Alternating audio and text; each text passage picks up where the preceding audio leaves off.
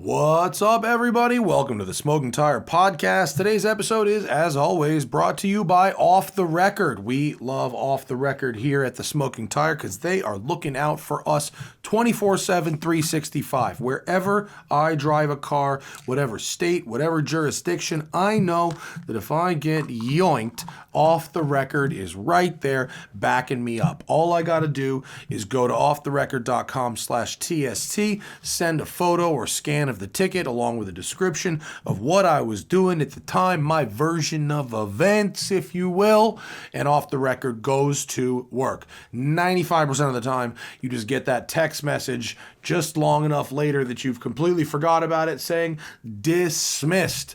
Other times, you got to take a little extra action. Either way, they are looking out for you. It is affordable and is high quality, and you're supporting your favorite podcast when you use them. It's a three-peat winner, folks. Offtherecord.com/TST. That'll get you 10% off all legal services booked through Off the Record. Once again, offtherecord.com/TST. All right, on this episode of the podcast, Zach and I are driving back from Willow Springs in the Maserati GT2 Stradale. We give a thorough review of the car. Plus, I did some very, very nerdy things this weekend, and I start pulling out my pens, if you know what I'm saying. Plus, our ideas for the best way to get into a prestigious vintage racing event for under 50 G's. It's the Smoking Tire Podcast. Let's go. What's up, everybody? Welcome to Roadshow, Smoking Tire Podcast, in the car. You see, Zach and I are a master of efficiency. When you are in the gig economy for a long time, you must be a master of efficiency. So, one of the...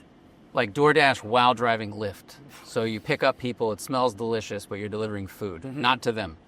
And while reviewing the car for YouTube. Yeah. The whole thing. And wasn't it Parker who did And you're sponsored by the clothing you're wearing. Was it Parker who did the driving Uber for you? I think for YouTube? I think he did. Anyway, we're in the Maserati GT2 Stradale. That's the tracky version of the MC20. We are driving home from Willow Springs, and what I was sort of getting at was that unpaid, unproductive transit time is one of the hardest parts of this gig. And so one of the best ways to work with that is by recording shows in the car. So I know it's not as optimized as shows in the studio, but we have exactly an hour and a half from Willow Springs back to the studio. So why not use that time to do a thing that also takes exactly an hour and a half? So, should we just start with the Maserati, I guess? Yeah, you just spent the morning driving it on the track. Having a pretty fun time. You had the track to yourself, like a fresh powder day. I drove this car at Scari in Spain. Was it a year ago? I think it was about a year ago. I drove like a bronze one. I drove it on the road also, but the roads are very different there, of course, from here.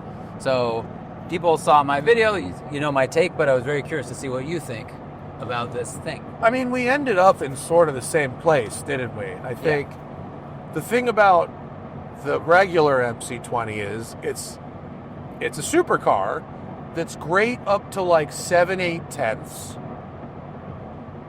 Not as good as like Porsche and Ferrari and McLaren when you really start pushing it, but nice to use every day.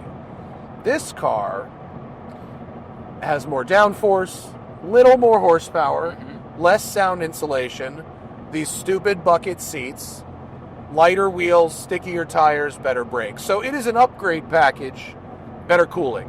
You know, it's an upgrade package that's designed to make the car work better on the track. Yeah. The thing is, in my experience this morning, it sort of mirrored what yours was in Ascari, although you're much more limited because they had restrictions for you, and I could do whatever I wanted. Yeah. The car is very competent. It objectively does things pretty well, except the brakes aren't where they should be given the rest of the car, honestly. And the fact that this is an upgrade package. Still, the brakes should be better. Right. Now, do they feel like they didn't slow you down as much as they should have for the pedal? They don't have the initial bite Yeah. that you get out of almost any other set of ceramic brakes. I mean, they feel kind of like ceramic brakes from like 2008, you know, where they're very soft on the tip-in. Whereas if you drive a Z06 or ZR1, if you drive, I mean, I recall on the MC20 launch, that with same track, 2 years ago, whatever it was, 3 years ago, we made the mistake of driving a Blackwing to the launch. Oh, yeah, we did. And we drove the MC20 and got back in the Blackwing, and we're like, holy brakes! Yeah. And that review we only did on the road. Yeah. And as a Grand Touring car, I think it's a pretty strong thing. Nice. And then we drove the Spider one, whatever, convertible, like in the canyons. And rides pretty well. It's a long car, kind of long wheelbase. Looks fantastic. I just love the shape of it before they add all the carbon to it. But I think they've changed the character a lot, but they haven't gotten it as far as where Porsche gets the 911 to the RS, or McLaren when you get into like the 750 land. And also Maserati's racing version of this engine makes 740 horsepower. This only makes 10 more than the standard one. So yes, it's lighter. It's like 135 pounds lighter. It's a little sharper. It's louder. It's a lot less comfortable because of the seats. But it's only like a little bit tuned up, you know? And it's a big price jump. And you know what? The only spice that's added is in the discomfort. You know, like Yeah. during the drive-bys, the car's not that much louder outside. It's not a very loud car. It's a very small V6, and it just sounds kind of like a vacuum, Which like an 11 turbo. A little It doesn't sound like anything in the car either. In Yeah. fact, like, as you'll see in the video, you know, on the track, it's like, it's not setting any new standards, right? It's not blowing any minds. If you're experienced, a McLaren 750 or a ZR1 or something like that is much more explosive and sharper as well. But the real problem is if you're not going to hit those marks, if you're not going to be faster, if you're not going to be sharper, more explosive, I need a little more emotion. Mm-hmm. And particularly with a helmet on, this engine just like doesn't sound like anything. Like if I go down 4 gears from a like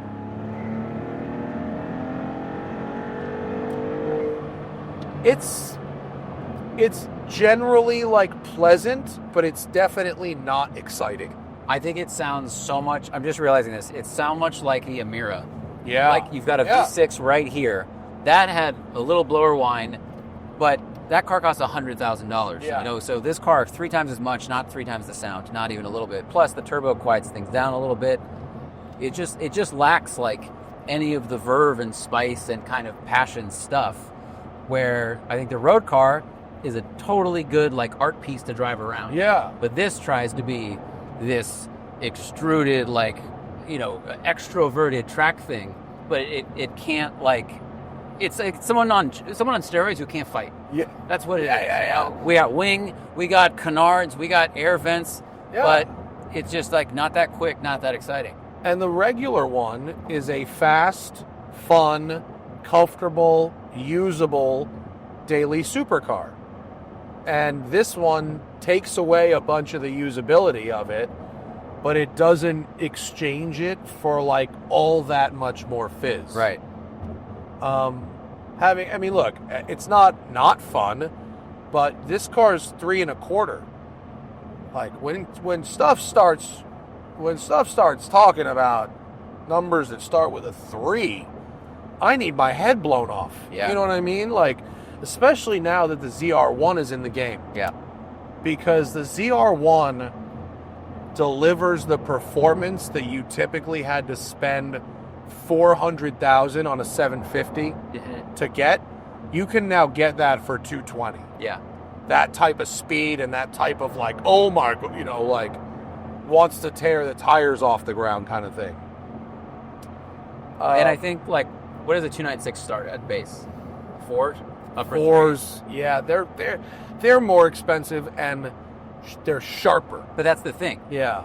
yes, it's more expensive, but that is not. It's not the 296 track version, right? Right. It's not No, it's a regular one. CS. It's a regular one, Yeah. but I think it's got a more exciting sound by Yeah. a huge margin. Yeah. It's also a small V6. Transmission's fantastic. Steering is sharper. It's just got you get more sound in the car. I just think it's a better, more exciting thing, and it's not even yet the 296 CS.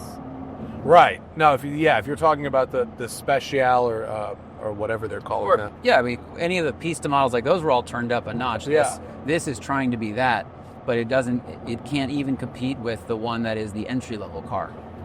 Yeah. Which is a shame because I actually like the car. I think it's very pretty. I think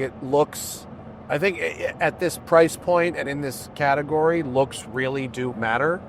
And I think it's prettier than anything Ferrari is making right now. I think the regular one is. This one, it might jump the shark a little bit. And maybe, I haven't tried to build one. Maybe you could get one with a matching roof. Or, you could maybe, let's call it E-ray it up a little bit. Where you you know what I mean? You know what I'm talking about? Where you, paint match the stuff? I do, but, right? Man, Maserati's, what a comparison. If you could make this a little more Corvette, that would really help the aesthetics. And also, I've been spending hours crapping on these seats, and they are actually optional. So you can get you can get the GT2 Stradale with the regular seats, which actually might be the move. I mean, It would be the move, because nothing about its GT2 Stradale-ness makes it worse of a car every day, but the seats. That's true. The ride is still pretty good. Yeah, the marketing says, the press release I read for this, it's barely street legal track car. Bro, horse. Guys, taking a quick break because DeleteMe is supporting us today. You know about DeleteMe because I've been talking about them for a year now. DeleteMe knows your privacy is worth protecting, and so they really, really work hard. It's all they do to remove your personal data online at a time when surveillance and data breaches are common enough to make everyone vulnerable. You know the talking points, people. What it does is it's a protective shield that goes over your online life, right? To exist on the internet, you have to provide personal information. You're signing up for services, you're buying things, you're existing as a human on the internet, right? But also those services that are delivering you value, then you're the product. They take your information and sell it out the back door, right? Like the liquor at the club in Goodfellas. And so what you need to do is then find that liquor and reclaim it for yourself. The way you do that is with DeleteMe. But they don't deliver you liquor. They get the things off the internet that you want off the internet. It's not just a one-time service. They're always working for you, constantly monitoring and removing the personal information that you don't want on the internet. And I should know, as someone with an active presence online, but also a family that has very little presence online, I would like those people protected. And I've had friends that have been, identity thieved. And certainly I've had to deal with scam phone calls, text messages, things like that. So I do love DeleteMe. It has notably reduced the amount of scam calls and text messages I've gotten, for sure. So take control of your data and keep your private life private by signing up for DeleteMe at a special discount for our listeners. Get 20% off your DeleteMe plan when you go to joindeleteme.com/tire and use promo code TIRE at checkout. One more time, that's joindeleteme.com/tire and enter code TIRE at checkout. joindeleteme.com/tire, code TIRE. And we're also supported today by AG1. You know what I'm saying? Motivation, it comes and goes, but habits show up even when you don't feel like it. Habits are easy, and AG1 is the easiest habit you can start now to support this kind of consistency, even when your motivation is not perfect. Working out is really hard, requires motivation. That, you're going to get sweaty, you need to change of clothes, maybe a shower, maybe even a trainer, maybe something else. But AG1, it's so easy. One scoop, 20 seconds, 8 ounces of water, chug, chug, chug, and it's done. First thing in the morning before coffee. It doesn't need a full makeover of your life. One scoop, water, shake, shake, chug, chug, and you're done. Because AG1 is daily energy support powered by superfoods and B vitamins, helping you avoid the winter slump. Plus, it's got immune support from antioxidants, probiotics, and functional mushrooms, helping you stay at your best this winter. Whatever you're doing, are you skiing, working, going out late, or just getting it done every day? AG1 is what's up. I alternate between partying and getting it done every day. And AG1 helps. I use it and you should too. By the way, AG1 now comes in original citrus, berry, and tropical. I like the berry with a backup of tropical. A chaser, if you will. AG1 has over 50,000 verified 5-star reviews.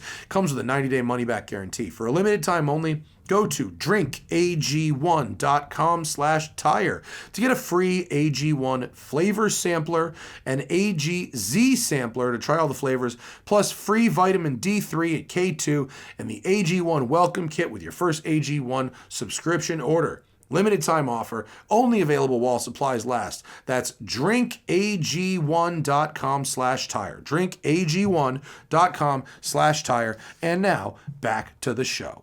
I have been dailying this thing around LA for 6 days. Like, it's fine.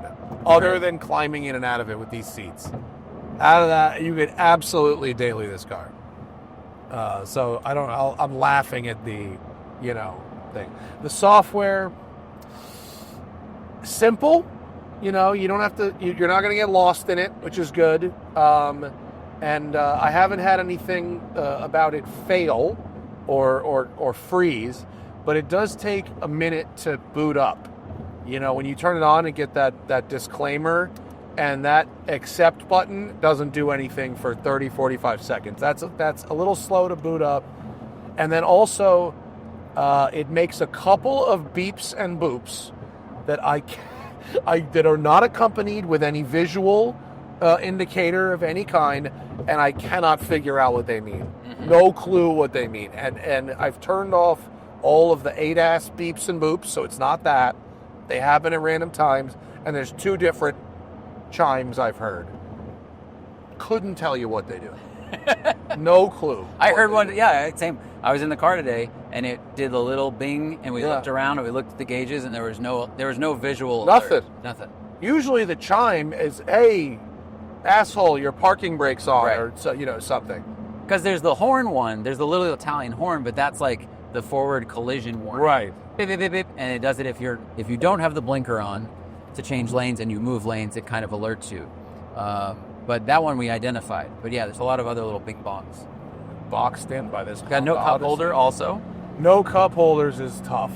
I'm sorry to say. Even in my quote track day car, I would like a cup holder. I do, because I'm having a coffee on the way to the track. Right. How was transmission like on the track? You did a lot more laps than I was allowed to do. Yeah. So how was that upshift, downshift speed? It's fine. It's effectively the same as it is in the Corvette. It's the same gearbox, Tremec, DCT, and in my opinion, that gearbox does what it's told.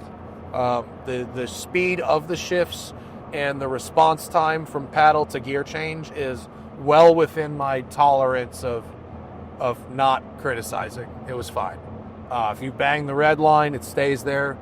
It's got, actually, I think this may be the best implementation of shift lights on the steering wheel I've seen. They're hidden. They're totally hidden in this carbon fiber top of the steering wheel, but they're just and they're really nice. That's dope, because it's not this big, it's not like a screen in there. Right. Well, I mean, Ferrari has that too. Yeah. But you used to be able to see the seam where they put the light in the wheel. Yeah. That's gone now. Now you can't see. Yeah, you can't cool. see or feel anything. So that's great. There's a good bit about this car to like. There really is. It's just that at this price point, you gotta wow the shit out of me, and at least a couple of boxes. If there's 10 categories and you're charging $300,000, you need 3 or 4 of those categories to be 10 out of 10. You know what I mean? And the rest need to be like 7s. Mm-hmm. Like you can't have a car that's a bunch of 8s or a bunch of 7s and then charge that kind of money for it. Well, because the competition Yeah. from McLaren, Porsche, Corvette, I mean, they're charging either the same money or less. Yeah. And they're hitting those markers of like the transmission is perfect. The braking response is what you expect and want. Getting in and out of all those cars is easier. Yeah, well, Just weird without board. the roof, when you have butterfly doors and no roof cutouts, Yeah. and then carbon buckets, you have a sort of worst case scenario of having to crunch. Me and Zach look like some broken, like we're 70 some years old. broken Yeah. ass people getting out of like this we car. Fold ourselves in here. and Oh, drop it's in. not great. It's not as bad as that Lotus last week, but it's close. Oh, okay, yeah, that was a smaller car, much That smaller. was tough. Yeah. So it's who is this car for? I mean, I hate to say it 'cause it's not a good reason, but it's really like someone who is unsatisfied with the other mainstream offerings and just sort of wants to be different. Mm-hmm. Like, So if you don't want to wait in line at Ferrari and if you don't want to buy their SUVs before you can get Yeah. into something, Maserati will happily sell you. they'll happily sell you this. Yeah. Yeah. So, and I think if you're fortunate enough to be in the kind of social circles where a lot of other people have GT3s or a lot of other people have Lambos, and in the kind of circles where people drive this stuff, like that's possible. Yeah. There is something to be said for being different. Yes. Is this is different. You're going to be the only guy at the track day who's got one. You're going to be the only guy at the Cars and Coffee who's got one. Maserati does mean something, the name. It's a carbon tub car. I mean, it's very much a supercar. And if you're not going to be pushing it beyond the limits, constantly, and you really are honest with yourself, and you're really just going to be driving it around, then it's cool. I mean, it looks the part. Yeah. And then if it starts to play the part, maybe its accent falls apart, here and there, like throughout the scene, because it's not perfect on the racetrack. You did some sick slides, though. Speaking of going over the limit, so was it talkative? Did you know that was about to happen? It's not very talkative on the entry. The steering feel does not have much. The steering does not have much feel. Having said that, the chassis itself is extremely balanced, and so once you get it loose, it's very easy to hold the angle and adjust the angle with the throttle. Nice. And it is well behaved on the unwind for the most part. But on the entry, it's not. You can't really pendulum it because it is very mid-engine. It's not a super rear biased.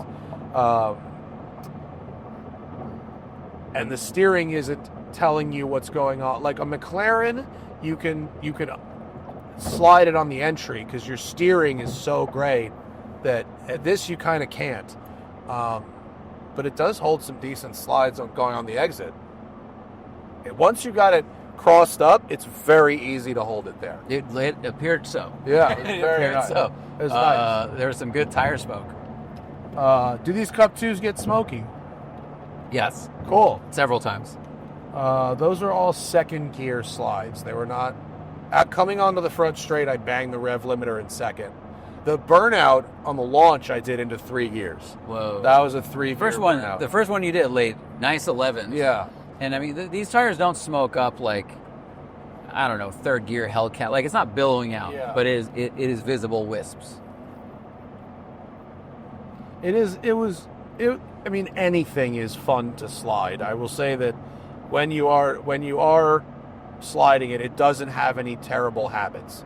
You just hold your throttle position and gently wind and unwind the wheel, and it'll stay balanced, which is very nice.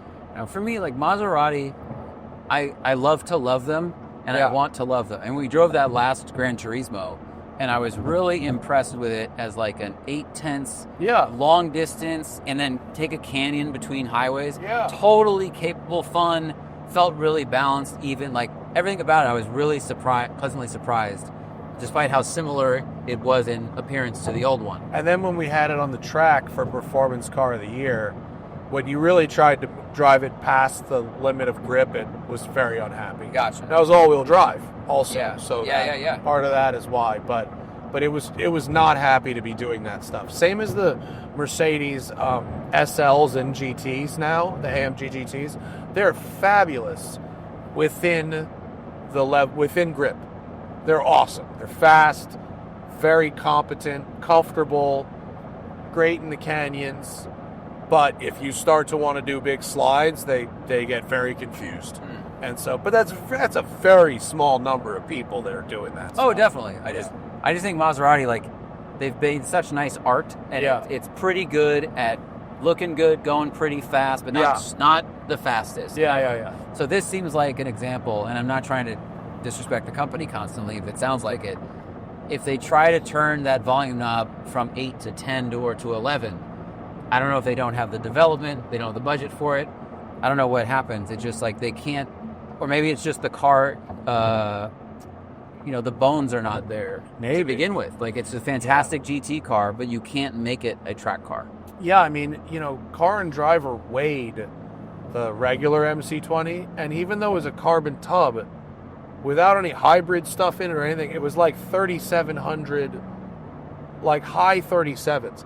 So they, if they've shaved 135 pounds out of this is still over 3,600 pounds with a carbon tub. Wow. And no hybrids. Like, that's a lot. That's heavy. Like, so even though it's carbon, it's not as efficient of a chassis or setup as it could be.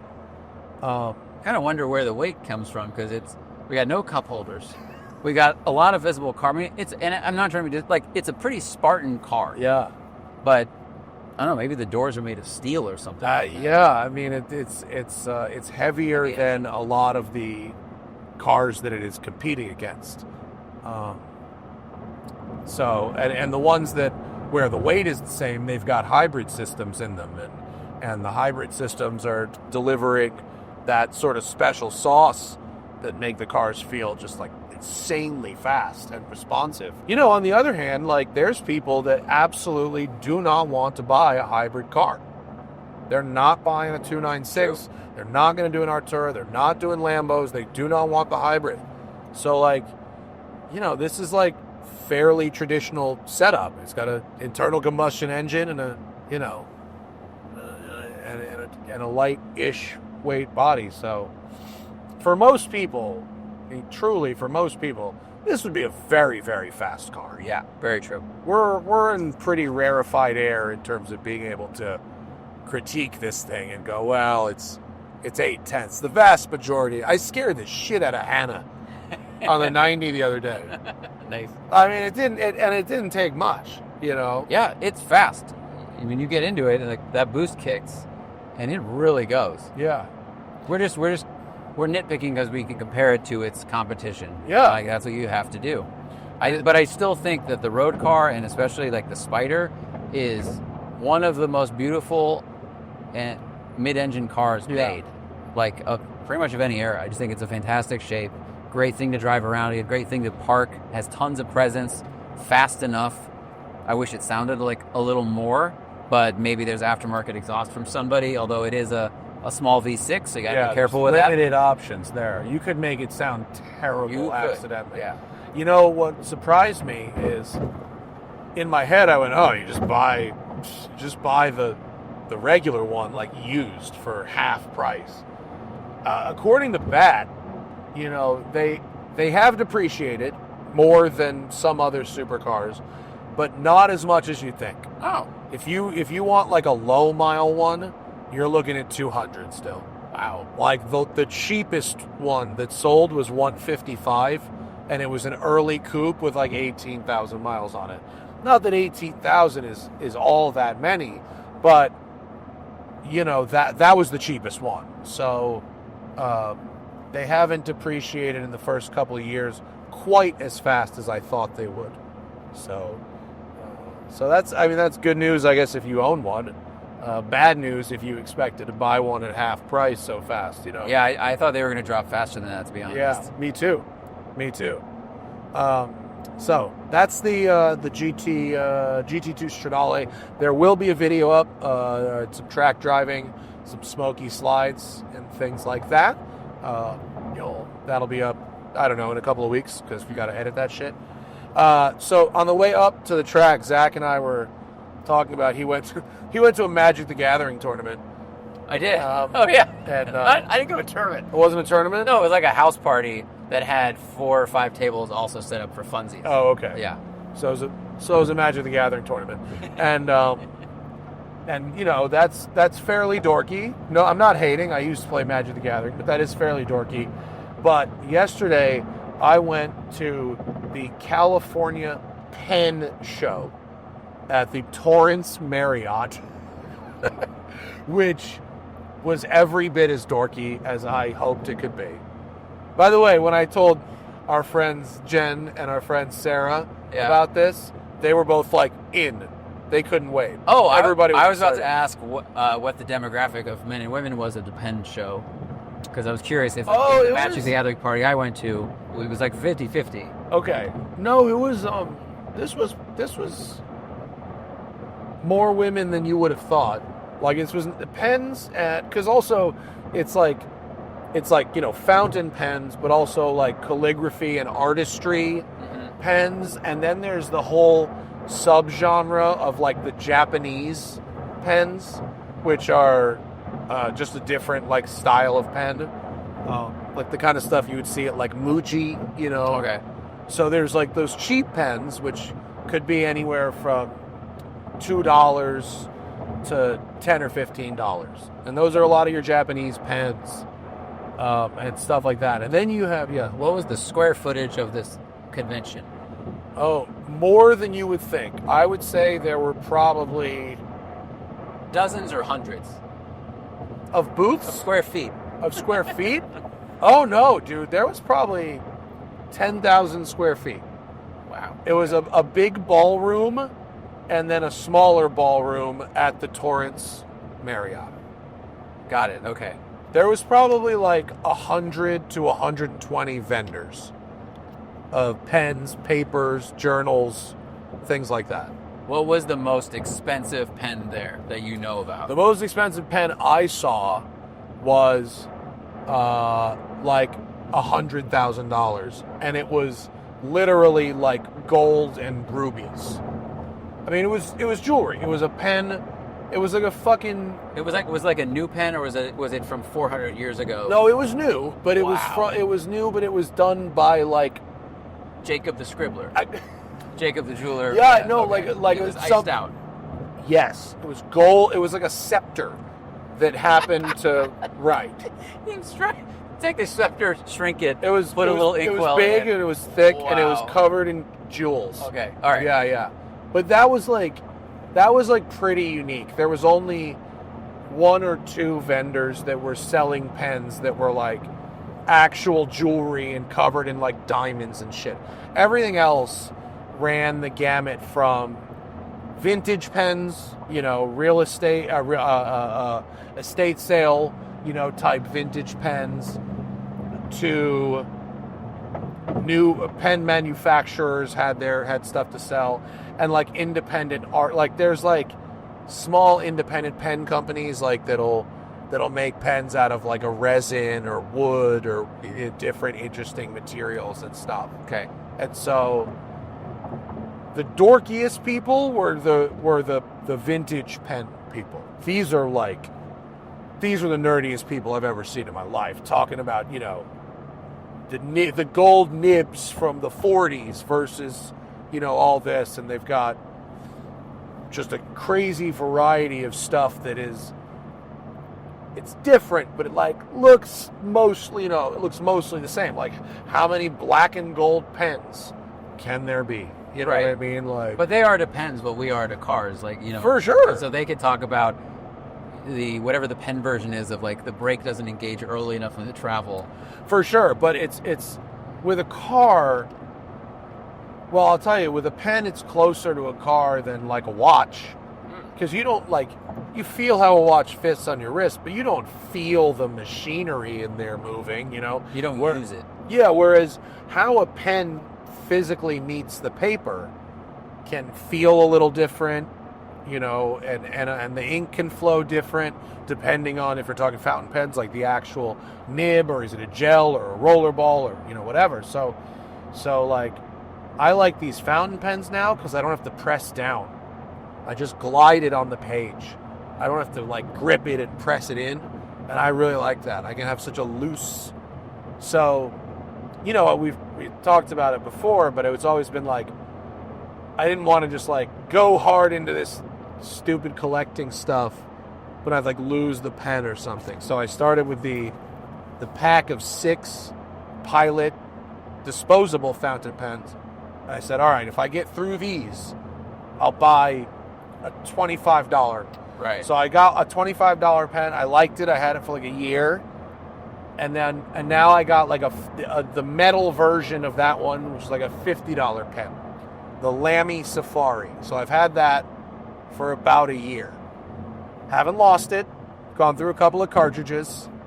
So is someone just spraying their windshield? Yeah. And so I was like, all right, the pen show, you know, if I could, maybe I'll now bump up to something that's like $100. All right, you know, not like. But what I found out is, like watches, there's a really big gap in between 50 and about 275, 300. There's almost nothing that's good in between that. Wow. Like for 50, you can get a basic pen with a decent nib that will just be one color of something and will just kind of look all right. It won't look like anything. It'll just be a pen. But if you want something that looks cool, whether it's made of resin or wood or metal or like whatever, you're probably spending $250 to $300. And I was very shocked at the number of people that were there, at the number of pens that were in the thousands. They were in the 4 figures, Wow. between 1,000 and 10,000. There's a lot of pens where I picked it up and I went, oh, that's a very nice pen. I'd like to. How much is that? $4,500. Whoa! And what makes the cost that high? Is it the material it's made of? It'll be made of some really nice material. It'll be made by hand. It won't just be a resin mold. They'll have made 100 resin molds and chosen the very best one. You know, it's the little things that make, right. You know, why is a think 911 Carrera T versus GT3 Touring from 50 feet away. Why is one of these twice the price of the other? It's all those things. Or a watch. Yeah. Why is a Rolex 5 times the price of a Notice Canyon? Well, you need to be up close and see small differences. So, right. but I was like, all right. So if I'm gonna actually spend any money at this place, you know, I have to up my budget a little bit. But also there were so many vendors that unless I saw something that really spoke to me, I didn't feel forced. So I ended up buying 2 pens, and I will show them to you. I have them in my pocket. Oh. I took them out of the man bag before. I put them in my pocket. So, okay, pen number 1. Wow, it's like in a cigar case. It's in a cigar case. It's from a small company in Philadelphia. And what's hilarious is I fucking forget the name of the company. It's just a cardboard tube. So this is an anodized aluminum that's been like color treated in sort of a fun way. This is Sean Osen? Sean Osen? Okay, Yeah. sure. And you unscrew it to take the cap off. But I like that it's metal, and I like the color profile. And this one has an extra fine nib on it, which is the very narrowest one, so that when I write in my notebook, it won't bleed through. Got it. Yeah. So I like this pen. This pen was $200. And you can change the cartridges, right? Yeah, different colors. This one has cartridges, but it also has there's a thing. It's called like an adapter or a converter. It's called a converter. and you can use it as the pen that sucks the ink up through the nib, or you can just use interchangeable cartridges. I like interchangeable cartridges. So for people listening, it's like 2 different colors of gray, kind of like splotchy paint with then yellow accents that crisscross on it, sort of like... it's like Eddie Van Halen's guitar pattern. Oh, it's like the Lotus roof. Like the Lotus roof. It is like that. Hold it up to the camera. And then the nib has like some, what's it called, engraving on it. Yeah, well, the engraving says who made it and what kind of nib it is. So, and then, by the way, the nibs, they can be made of different stuff. So this company offered steel and titanium nibs. The titanium nib was a $200 premium. Wow. So this same pen with the titanium nib was $400. Right. So I elected to not get That's the ST, because then it weighs just a little bit less. I wrote with both nibs, and there was not a huge difference. Now, there are some pens that use a gold nib, and I really do like gold nibs, and they are very expensive. They're like $400 for a gold nib. So that's pen number 1. This is the other one, and this one is a little more expensive. All right, this is in a felt case. I put it in the case. Oh, okay. Yeah. It's got like a bronze clip. Well, when you take it out, you'll know the whole... Whoa! So this pen is made of... It's steampunk. Oh, yeah. This is made of resin. Up your alley. But on the inside of the resin, it has a knocked tin surfacing interspersed with watch gears. Yeah. So it's this total steampunk vibe that I really like. It's like you're looking at some really old school machinery that's happening in there. Well, and it looks like there's a bunch of little squares riveted together to make the body of, like a torpedo. Yes. That you made yourself, and then it's got all the little gears kind of sprinkled about. Yeah. That's cool. So this company this was called, I believe it was called Eagle Pen Company. And they had some other stuff that was dope too. They had a couple of pens that were made of fully disassembled watches, including the dial. But this steampunky guy really spoke to me. So I think this one was a little more expensive. This one was $325. But it does have a slightly higher end nib on it. And I think they're both really cool. So hopefully I won't lose them. I was looking at that. I thought the handle length was different. They're slightly different. Yeah. And these are, I'm not going to travel with them. I have my travel fountain pens. The other pen, my $50 pen, that's now my travel fountain pen. Right. So these can live on my desk. Yeah, that's cool.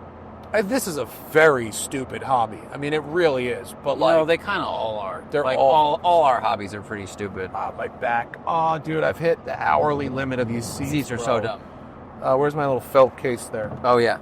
So I mean, I at least I did it right. I didn't just start from going from nothing to going from... You did that thing like a parent. Like you started with a goldfish because you wanted a dog. And if you take care of this, prove that you're really into having a pet. And you did that. That's very good. I feel like I'm about at my... Because the idea of spending over $1,000 on a pet to me is like a little sickening. Even though other people could go, but you spent how much on a blank? So I get it. I'm not throwing stones, but it would just, there's steps with watches too, right? There's jumps in quality, right? Sure.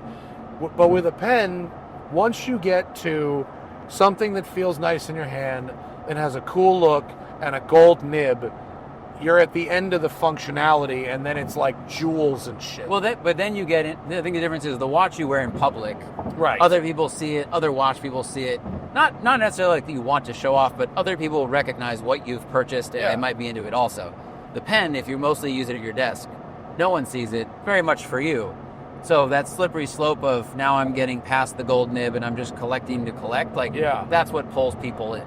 And it's like people that have 50 different knives. Right. It's all the same. And I think dudes love to collect stuff. We get into a hobby and we get really into the minutia. We get a bunch of the things and then we move to the next one and whatever. We all do it. If I can imagine if I was a lawyer in court, and my pen was part of my courtroom wardrobe, match it to my tie or whatever. Sure. Fuck. You can do that. That's a thing. you know. I think it's cool because it's something that makes you happy to use, even if no one sees it. Yeah. It's dance like no one's watching. Yeah. Yeah.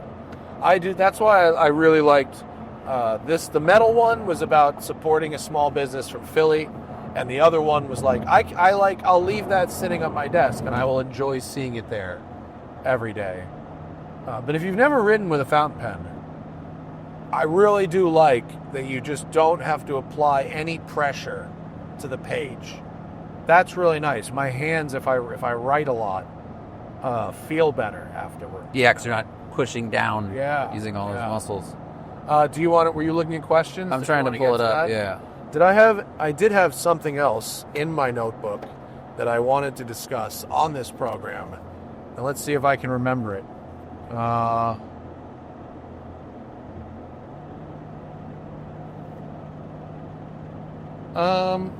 What does that say? This thing sounds terrible right now. It's got like cylinder. Oh yeah, when shit. you're in eighth gear, it's real clattery. I can't. So what is pre-check open or closed right now? What?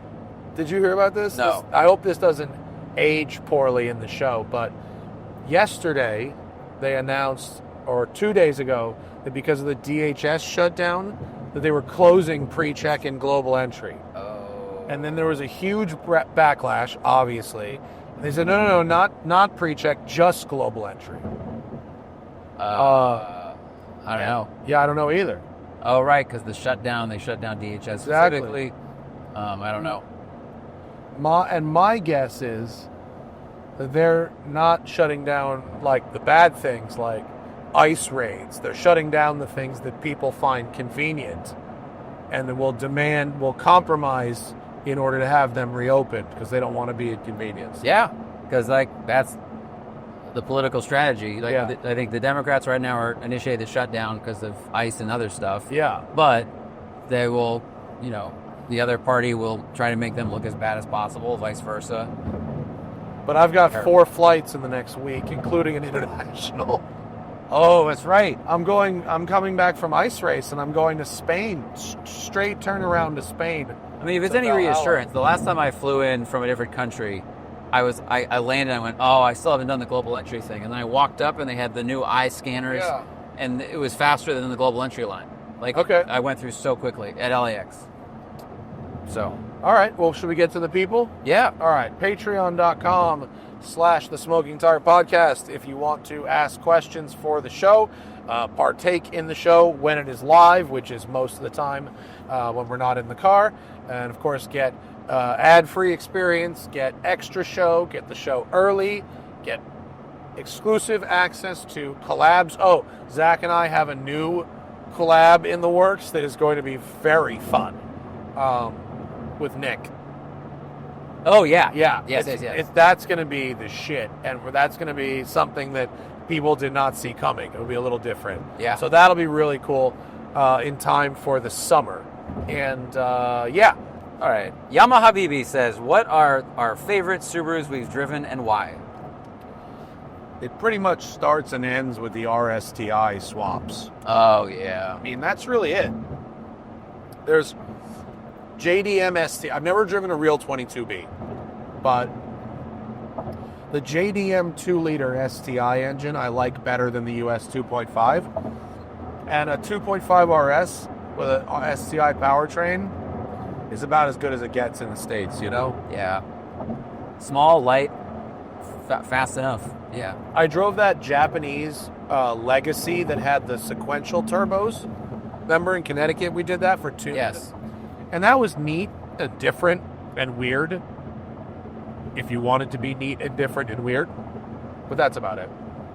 Wow, my back is fucking hurting right now from this. God, what if For people listening, my back is not... The only part of my back that's contacting the seat is from about the middle of my lats, about 4 inches down in my ribs. That's it. Nothing above, nothing below. No lumbar, no lower part of my back is touching a seat right now. It is it's like your back is leaning against 2, I don't know, half-cut watermelons. It's weird. Yeah. It's terrible.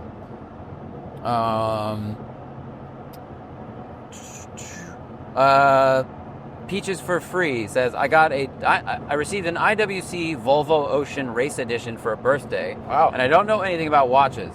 Does this take wear and tear well? Yes. IWCs are very tough watches. You can beat the shit out of them. Don't get it wet unless you are sure the crown is screwed down so you don't get water in there. But yes, all IWCs are tough watches, particularly which one do they get? Ocean Racing something? Volvo Ocean Race Edition. I mean, that's going to be a tough watch, right? Ocean Race, that's a pretty elemental thing. Sturdy. Yeah. Deuce Alpha Omers. I think it's two Alpha homies. Oh. Do Alpha Omers says, your Manx gets you parked next to bajillionaire cars. True. But what would we buy to do a vintage rally like the Copper State 1000? So if we had 50 grand to spend on a pre-1974 car. Somebody, and I want to say it was Colin Comer at Haggerty, wrote a great article covering that exact thing. What is the cheapest way I can get into a prestigious vintage rally? And prestigious vintage rallies prioritize story and heritage and historical significance over make model, right? So you shouldn't try and get a shitty Porsche. You should try and get some fucking terrible car that ran in Le Mans in 1972. The thing that was like an F class. Yeah, very like slow. I think in the article there was like some Triumphs that were like junk that ran in there, like a Lancia Fulvia or something, like weird two-box stuff that there were strange factory teams for, weird Fiats and stuff. Look up Colin Comer's article, but like what would we buy? Like I would be looking for something like that. Maybe there's like a Corvette somewhere that was like an SCCA race car or something. That would be rad. If I could, like a Triumph, the little Spitfires are very cool. Maybe, I don't know, GG350 is lame, but I would still that's what I would want to drive. Yeah. Is something loud and kind of fast from period. Yeah. But if I need to apply and get something weird and obscure, like a Bug-Eyed Sprite race car from back in the day, that would be exciting and weird. What do we think about Ducktail spoilers on 997.2s? I like them. I'm pro. I think they're pro cool. the existence. I like when you balance it out with the GT3 chin splitter, though. I don't like when you do the Ducktail but leave the base and schnoz. Oh yeah. You gotta balance that. Yeah, you need that. Michael, very simply named Michael, says, why does Buick still exist in GM's lineup? Shouldn't it have gone the way of Pontiac, Saturn, and Oldsmobile? I mean, for a while the answer to that question was China, but I don't think they're buying any Buicks in China anymore. I think they're buying BYDs and shit over there now. I don't know. I would have to look up their annual sales here and globally. I feel like they sell a lot of rental cars. I do see their crossovers around a fair bit, but I don't know if that's enough to sustain them for the next 10 years. I am also surprised they still exist. I am too. I don't know.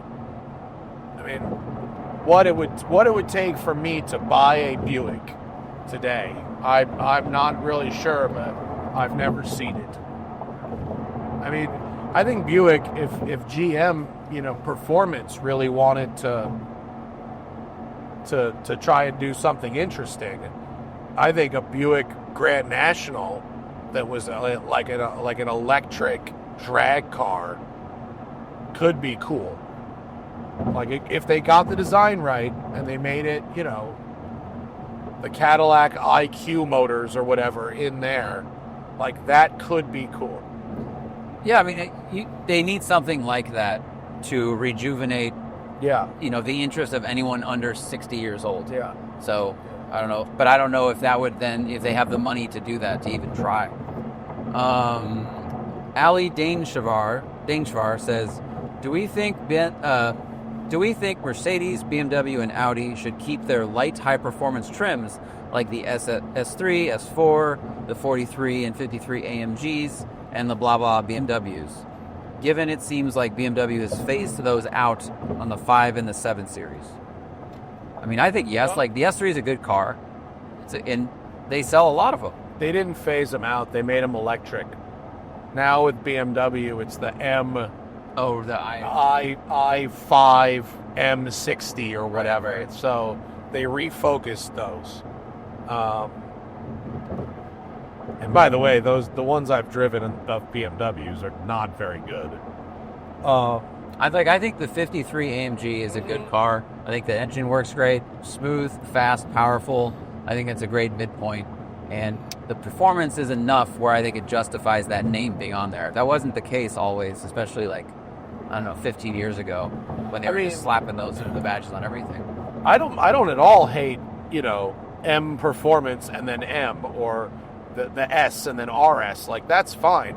What I really don't love is when they do the S line, which is where you basically get the wheels and the bumpers, but with the base engine. Yeah. That I don't love. I'm not offended by it, but it seems like you're cashing in the equity you built by building fast cars. Yeah, you're a spectator at a football game wearing a jersey. Yeah. You're like, oh, I'm also an S Audi. Like, no, you're not. You don't have any of the horsepower. We actually talked about that already. Of course we did. Your poorest patron says, what is our take on the current Rolex AD environment? And where would we buy on the gray market?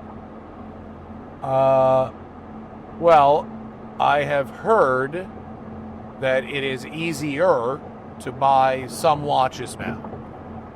That, some of that hype balloon burst, people that thought that watches were an investment grade thing that would just keep going up. I think they've figured out that that's not the case entirely. So there is stuff you can get, you still have to do the bullshit. I mean, you still got to jump through the hoops. And my advice, if you want to buy a Rolex from an authorized dealer, brand new, is always been the same. Pick an occasion that's like a thing that's happening in your life, and you want to get the watch for that occasion. Go in there, tell them about the occasion, tell them why you want to match that watch, whatever, and then immediately start asking, could I get this watch in time for this occasion that's a few months down the road? Immediately start asking about getting the watch engraved. Because if you're going to get the watch engraved, you're not going to flip it. Nobody engraves a watch to flip it. So, in my opinion and experience, that's the best way to project to these folks that you're not trying to make money on a flip. Oh, well, wow. It's bottomed out, right? Yeah. We hit the bump right there, and it takes all the fucking damper out of it, and it's actually possible to bottom it out. Wow. Oh, my back, dude. Oh, this sucks. Okay, so at gray market, I mean, Bob's, Crown and Caliber, European watch, eBay with their authentication program. I think unless you want a fucking white dial Daytona or something, or a Pepsi GMT, I think you could sell it to an AD, and I think you would get the hookup. All right. Listen and sometimes watch. It says, how much more special does a C8 Z06 feel compared to the Stingray? A lot. Does it feel more special when you're not in the canyons? Yes. The engine, the powertrain feels like a Ferrari powertrain, not like a fucking truck powertrain. Every time you start it, every time you accelerate, decelerate, downshift, it will not sound like a Camaro, correct, a truck, a Corvette. Like, it'll just sound so special. Yeah, it's that the Z06 sounds and revs and feels and gives the vibes that are most commonly associated with the best Ferraris, not Chevys. It kills me not to notice. says, with the EPA no longer regulating tailpipe emissions and tax credits for EVs gone, do we think the market for EVs will dry up in the United States? Not entirely, but, It'll shrink. Yeah. But I think a lot of people like you're an example, that have driven EVs go, well, I'm never going back for my daily. It's just, there's too many benefits. But they've taken a bunch of money out of it. A bunch of the financial incentives, and that will definitely shrink the market. Covered that. Let's see. I blow horns. Have we driven high downforce cars where you have to ease off the brake pedal before braking from high speed as the downforce bleeds off? Or do we just let ABS sort it out? So if you're driving high downforce, I guess when you go to the brakes, do you release gas, let decel kind of work its magic, then brake, or do you still go directly from gas to brake? So go gas to brake. I've never driven... I've driven a couple of slow prototype cars, like sub 2,000 pound, but like 200 horsepower cars, where you do have downforce, but it's not like Le Mans grade downforce. And then I spent the day with the Mustang GT3, which does have downforce. And no, I've not done the thing that is described there. I'm left foot braking, and I'm going from full gas to full brake pretty hard. I think something that they bring up, though, is if you're driving a really high speed, if you're up at 160, 70, 80, or above, you can't just come off gas and go right to brakes. If you're doing like a top speed event, you kind of want to like ease onto it, right? If you're going 200 miles, if you're going 200 miles an hour, you need to like come off the gas, let the car settle, then hit the brakes. Right. Yeah. You can't just go gas brake. Most of the time, if you really do have a ton of downforce, you might be more likely to do. Like when it's sketchy to do that is in a car like a McLaren 570 or the early Koenigsegg, when you have no rear wing and you transfer that weight forward without a stabilizing element in the back, and the fucking back wiggles all around. Right. That's like the Singer VMAX did that shit too. Audi TT. Yeah. The back end getting light. Yeah. Very dangerous at high speeds. So I think if you have a balanced downforce package, you should be able to go from gas to brake as fast as one can, unless you're talking about like literal land speed cars or something. Temple of the Unimog. With many cars coming back as flops, parentheses like the Prelude, the Eclipse Cross, Blazer EV, what are some nameplates that were resurrected and were better than the original? That's tough, because I feel like a lot of the cars that kept getting better, they kept around. That's a good point. They just stuck around. They didn't kill them and then bring them back. Like I feel like the 6th gen Camaro is the best Camaro, but they never, they didn't put it to bed for 10 years.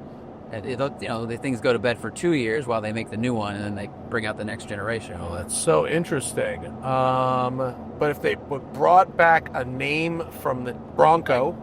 Oh yeah, Bronco is the obvious one. That's the best answer.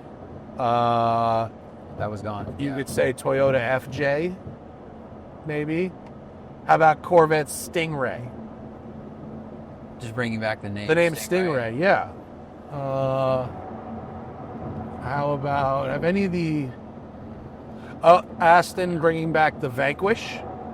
Oh, that was a good one. The new Vanquish is epic. Yeah. Who else has got? Toyota hasn't brought back any dead names. Well, the Supra took a long break. The Supra. Oh, that's an interesting one. That car got better in... Yeah. The new one is better than, I think, the Mark IV. Mark IV is the legend. Yeah. You could still get it, but now you can get a ton of power out of the B58, and it also handles way better. Yeah. So that's actually a better driver's car. It just doesn't have all the provenance. All right. Good question. That's a good question. We have 15 minutes remaining. Send Prelude says, you're very vocal about being against ADAS, but they can't help but think, but for 95% of regular drivers, it probably helps prevent fender benders and small accidents. Do we think it is beneficial for the average non-enthusiast driver? I mean, I think it definitely is. Yes, I do. But I think if you're an enthusiast, attentive driver, you need to be able to fully disable it, and it needs to stay in the settings where you left it. Like, my problem with ADAS isn't that it exists. It's that it's when it can't be disabled fully, or when you have to go through this process every time you start the car, and that process is very obtuse and a waste of time and a waste of energy, and it's in menus and particularly in a luxury car. It's not a luxurious experience. But yeah, I'm not against I actually, I mean, rather than having a quote self-driving car where you zone out and take a nap, I mean, I think we should have cars that you drive yourself but are basically uncrashable. And ADAS is what's on the way to that. But some of the systems suck, and if you can't turn them off every time and you want them off, like, that stinks.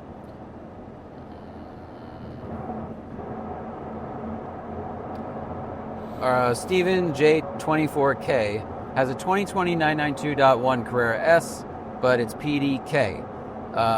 Enjoy it, but thinking about swapping it out for a 911 with a manual, maybe a cab. Something more fun, more visceral, under 150 grand. What should they do? What should they buy? Spider? Yeah. I mean, if you want convertible, manual, fun, I'd probably just get a Spider. Yeah. But if you want a cab, like a 911 cab, dude, a Carrera T cab with a stick would be fire.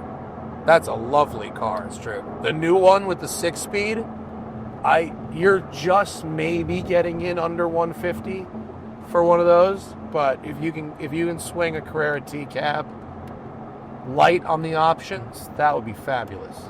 Wow. Quadrifoliofe says they bought a brand new Maserati Grecale Trofeo for a third off MSRP. Nice. Would we buy an MC20 for a similar discount? A third off. So that would be $110,000 off. So this would be then $220 instead of $330.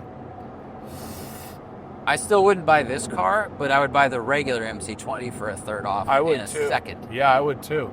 Yeah. I love Vagcom or Vagcom. 2027 purchase. They want to spend 40 grand, rear-wheel drive, manual, no track use, just a fun thing.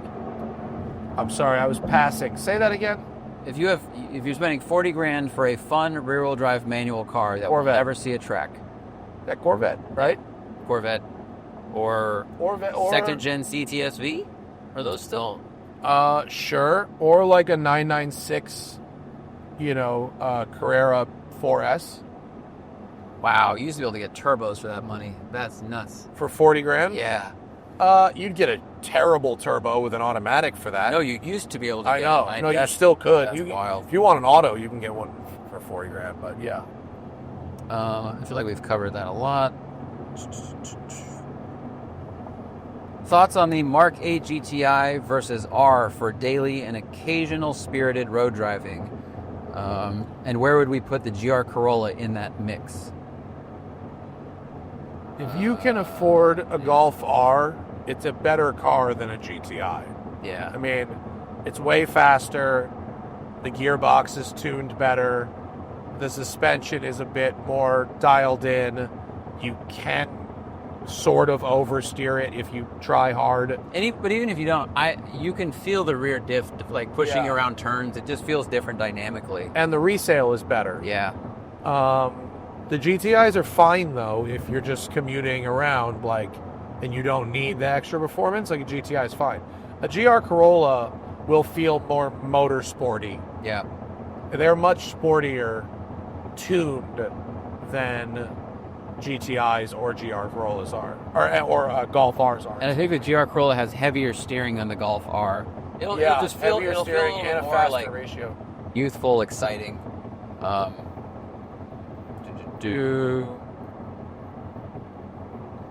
Have we considered the Defender Octa as a towing vehicle? No, I haven't. Does the Defender Octa have a good tow rating? This person uses it for their open Brian James trailer to tow stuff to the track. Oh. I think they're really expensive. I think they are. I think that shit is well out of my price range, and there's no such thing as a used one. Yeah, they're all brand new, so I think I got to bow out on that. The leader, the top of the leaderboard is still like a 2-year-old Cayenne hybrid. Let's see. With all the talk, this is Tickle Your Pickle for a triple nickel. With all the talk about the new Grand Tour cast, do we think it's time for Top Gear to come back? Do we think the original formula should return, or should they rework the entire program? Top Gear, I mean, look, if you go watch old Top Gears now, and I don't mean the specials, I mean like the studio shows. Look, it was great. It was influential. It was great. But like, I don't think that we need to go remake that. I mean, they tried to remake it like 4 times afterwards. I mean, I thought they did a good job when they had, Rory, Chris, and Matt LeBlanc. I think they should have let that continue. But I think nowadays you can get so close to the car reviews online from so many channels. Like, they'd be really hard-pressed to fight for the attention of everybody. Yeah. And so you need the specials, but now you're going to have the Grand Tour on Amazon doing that stuff too. Yeah. So I don't know if they'd want to try to compete. Look, with respect to Thomas and James, who I love, they're great and are very good at their jobs. Like, they're some of the best. You know what I mean? So I'm not jealous or mad. I'm happy for them, for getting this gig, right? But like, to me, like, an iconic show is so tied to the cast of that show that remaking the format with new people just doesn't interest me as a viewer. Like, I don't want another Top Gear, because Top Gear to me was those 3 guys. And like, I was happy when Chris got the gig. I was I'm not saying that it needs to die because those guys left, but like, the reason that I watch that show when I go back and watch old episodes is because of the chemistry and the writing between those guys. I think is unique in the space, in the same way that there can't be another Bourdain or whatever. Like, it's a very specific. It comes from a very specific perspective and place, and is delivered in a very specific way that I really related to, and that it wasn't that, you could plug somebody else, even if they're a good writer, into the format of the show and have a show that's just as good or anywhere close, really. You know what I mean? I would go the other way, because like, I watched the new Naked Gun, which I think is hilarious, and it's very much in a style of comedy that we don't see a lot these days. But I also like the old one. But I think you have to plug in. You can't just plug people into the format. You need people that are as clever, have the rapport of the old guy, of the past trio. You need all that stuff to try to make something that is, like, I guess, as good. It has to be really entertaining, funny, insightful, and witty, and it has to have all that stuff and a little bit of shit talking too. So you can't just say, here's 3 people that are going to go on car adventures. They have to have the glue that was those folks. But I welcome the new entertainment. I mean, I like Throttle House, and they're 2 funny dudes that are doing good car stuff and doing things in an entertaining way. And so, I think last one. This is the end of our drive here. Flying Monkey says, with ADAS functions becoming more prevalent in the industry and requiring more steps to disable them, do we think there will be a point where insurance companies will start denying claims if they discover that the driver turned off ADAS?